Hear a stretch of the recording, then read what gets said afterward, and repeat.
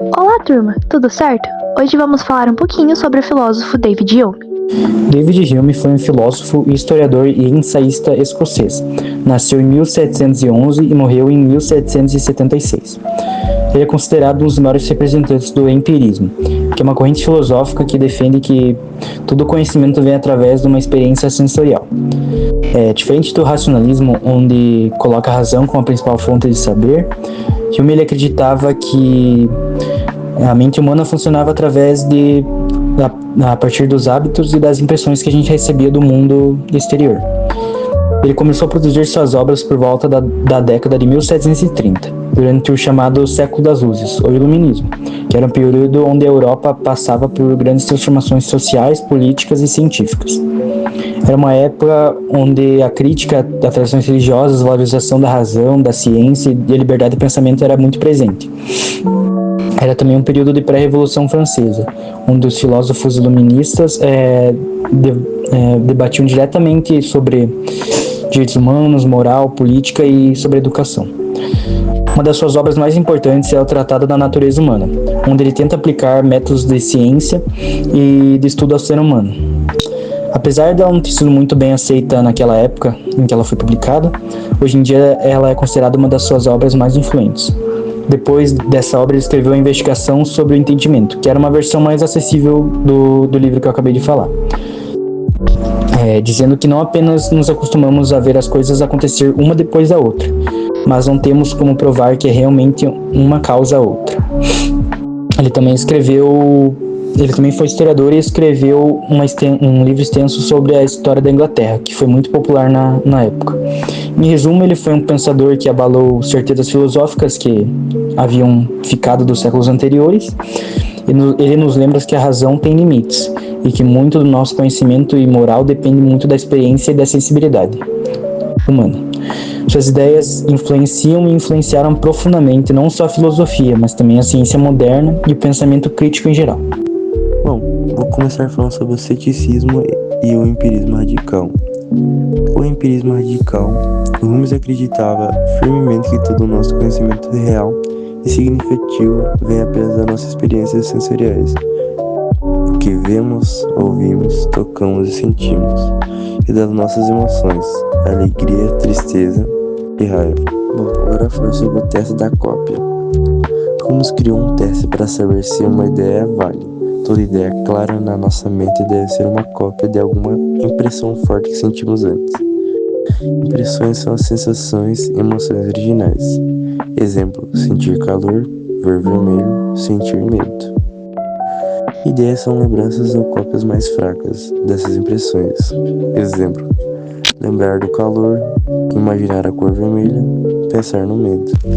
Bom, agora eu vou falar sobre o ceticismo humeano. A dúvida que surge.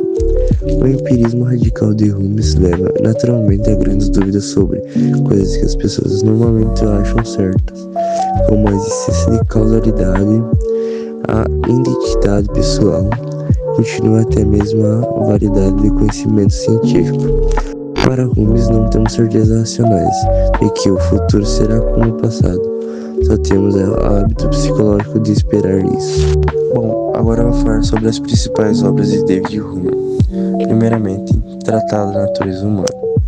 O livro mais importante e ambicioso de Hume, escrito quando ele era bem jovem. O assunto principal da obra é como conhecemos as coisas, epistemologia, o que é certo ou errado, ética e como funciona a mente, psicologia. Quando saiu, quase ninguém deu atenção. Foi muito ignorado no começo. Homer achou que falhou por ser muito complicado e frio, como ele mesmo disse. Mais tarde, ele reescreveu partes em línguas mais acessíveis. Bom, agora eu vou falar sobre a segunda obra, a Investigação sobre o Entendimento Humano. Uma versão mais clara e resumida do tratado, focada em como adquirimos conhecimento. A pergunta central da obra é: o que é causa e efeito? Por que acreditamos que o sol vai nascer amanhã? Esse tipo de confiança sem certeza lógica é chamado de indução. Holmes mostra que muito do que pensamos que sabemos se baseamos em hábitos e não provas racionais. Bom, agora eu vou falar sobre a terceira obra, Investigação sobre os Princípios da Moral. Uma versão melhorada da parte do Tratado sobre Ética. Para Holmes, a moral não vem da razão, mas dos sentimentos humanos, como empatia e simpatia. Ele acreditava que o senso certo e errado vem da natureza humana, e não de Deus ou da lógica pura. O próprio Holmes considera esse seu melhor livro. Bom, agora eu vou falar sobre a quarta obra, Diálogos sobre a Religião Natural. Uma curiosidade é que a publicação foi postada após sua morte. O livro é formado de diálogos entre personagens que discutem sobre a existência de Deus e a religião. Faz forte crítica sobre tentativas para provar racionalmente que Deus existe, como argumentos desígnios. Mostra muito ceticismo, mas sem atacar diretamente a fé. Apenas questiona os argumentos fisiológicos. Impressões, ideias, origem do conhecimento. Impressões: percepções diretas, sensoriais ou emocionais, vívidas e imediatas. Exemplo: sentir calor ao tocar o fogo. Ideias: cópias fracas das impressões armazenadas pela memória ou recombinadas pela imaginação. Exemplo: lembrar-se do calor do fogo. Princípio da cópia: toda ideia vem de uma impressão anterior. Nada existe na mente que não tenha origem na experiência sensorial. Consequências: conhecimento válido depende da evidência empírica. Crítica à metafísica: ideias como Deus ou alma carecem de base sensorial. Princípio da associação de ideias: 3 leis que conectam ideias na mente. 1. Semelhança: ideias similares que se associam. Exemplo: um retrato evoca a pessoa real. Contiguidade: ideias próximas no tempo e espaço. Exemplo: falar de Paris lembra a Torre Eiffel. Causa e efeito: eventos vinculados por hábito mental. Exemplo: ver fumaça remete ao fogo. Ponto crucial: Hume questiona a casualidade. Não é uma lei necessária, mas um costume psicológico, derivado da repetição. Conclusão: Hume defende que todo conhecimento nasce da experiência sensorial, impressões. O raciocínio humano opera por associações naturais entre ideias. Ideias abstratas com base empírica são inválidas. E aqui eu tenho 2 frases para falar.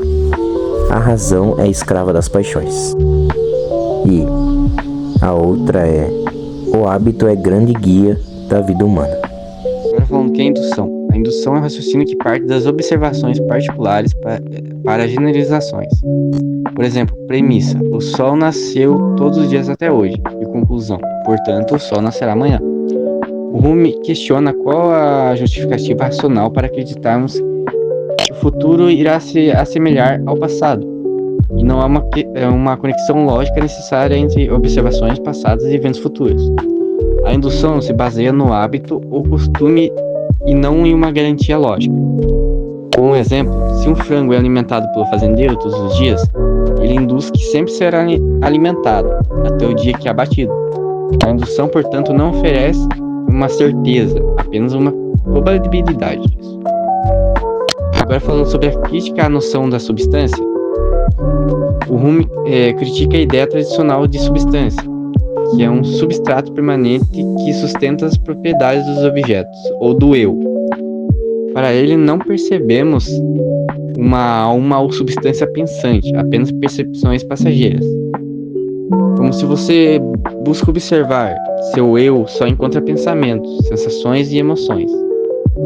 Não há uma entidade física por trás disso, apenas um fluxo de experiências. Daí temos a famosa tese: o eu é um feixe ou uma coleção de percepções diferentes, que se sucedem umas às outras. Aqui como um outro exemplo, imagina um teatro que tem a tradição filosófica que diz que tem um palco fixo, que é a substância, onde os atores, que são as percepções, atuam. E Hume diz: não vemos o palco, só os atores em sequência. Isso desafia as noções como identidade pessoal e a metafísica cartesiana. Penso, logo existo. Isso é único para Hume, e o eu é uma ficção. mas não uma realidade de substância.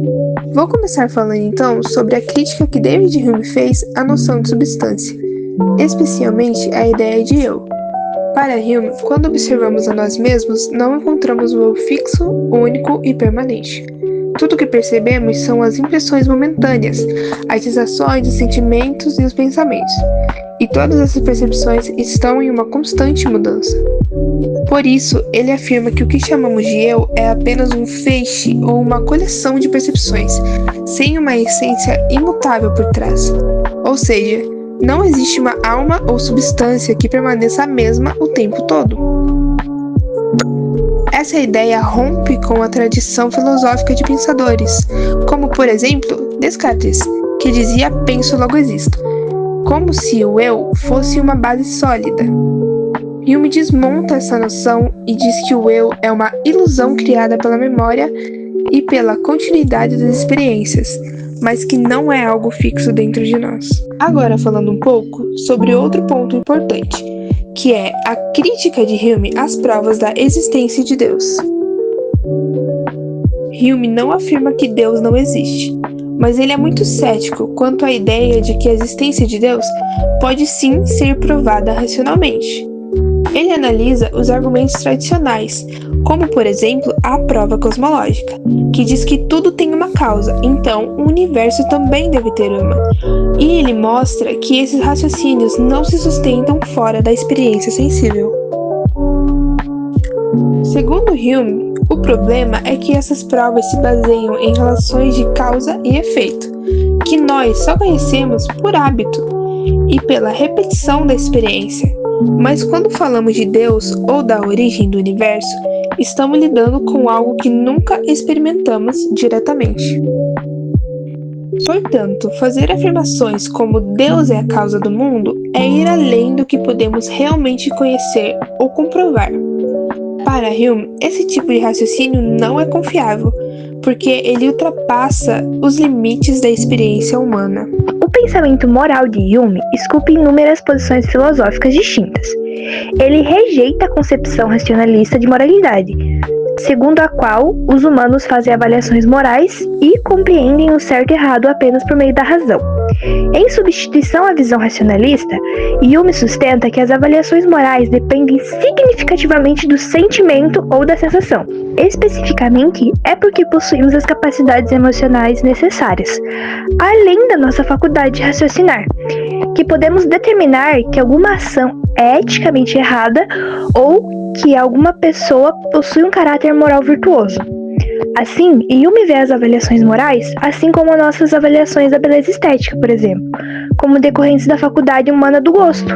Além disso, esse processo de avaliação moral depende significativamente da capacidade humana de empatia, ou da nossa capacidade de compartilhar os sentimentos, crenças e emoções de outras pessoas. Assim, para Hume, existe uma forte conexão entre moralidade e sociabilidade humana.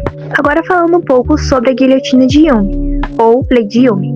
Ela diz que não se pode derivar uma conclusão moral normativa de premissas factuais ou descritivas.